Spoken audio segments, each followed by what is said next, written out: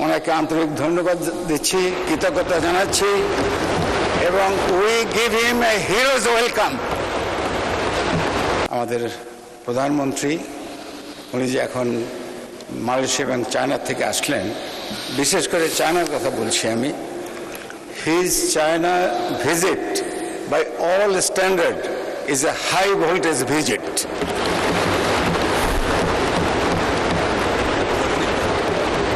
এবং ওখানে নেতৃবৃন্দের সঙ্গে বিশেষ করে মিস্টার শি জিনপিংয়ের সঙ্গে ওনার যে আলাপ আলোচনা হয়েছে, যা আমরা টিভিতে দেখেছি, ট্রুলি ড্যাজলিং ডিসকাশন। এবং সেই জন্য দেশবাসীর পক্ষ থেকে, হাউজের পক্ষ থেকে ওনাকে আন্তরিক ধন্যবাদ দিচ্ছি, কৃতজ্ঞতা জানাচ্ছি এবং we give him A heroes welcome.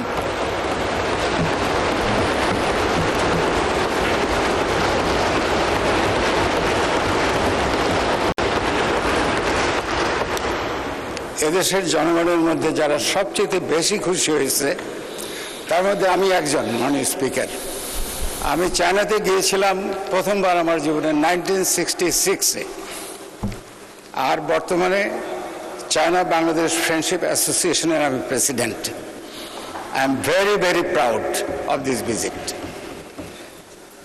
মাননীয় স্পিকার, আমি স্মরণ করতে চাই মহান স্বাধীনতার ঘোষক, বহুদলীয় গণতন্ত্রের প্রবক্তা শহীদ প্রেসিডেন্ট জিয়াউর রহমান এবং গণতন্ত্রের মা তথা আপসী নেত্রী ম্যাডাম খালেদা জিয়া, ওনাদের বিদেহী আত্মার মাগফিরাত কামনা করছি।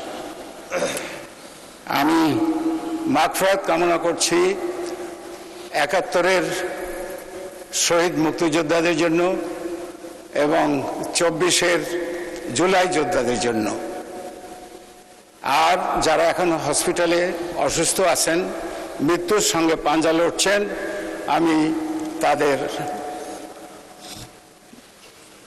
সুস্থতা কামনা করছি।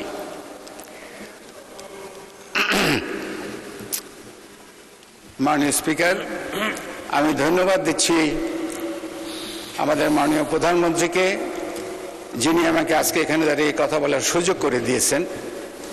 আমি ধন্যবাদ দিচ্ছি আমার এলাকার জনগণ, আবাল বৃদ্ধ বনিতা, যারা 1 লক্ষ ভোটের ব্যবধানে ধানের শীষকে জিতিয়ে আমাকে এখানে এই সংসদে তাদের কথা বলার জন্য পাঠিয়েছে। এই সংসদ হলো সেই সংসদ, অনন্য সংসদ, যেখানে বিগত ফ্যাসিস্ট সরকারের আমলে এখানে এমন কেউ নয় যে অত্যাচারিত হয় নাই, নির্যাতিত হয় নাই। আমাদের বিরুদ্ধে মিথ্যা বানোয়াট মামলা, গ্রেপ্তার, হাজত, কারাবাস, গুম, আয়নাঘর ও ফাঁসির আসামি হয়ে আমরা এখানে আসছি। এবং এখানে যারা আছেন, আমার মনে হয় বাংলাদেশের জনগণের কাছে তারা সবাই হিরো। এবং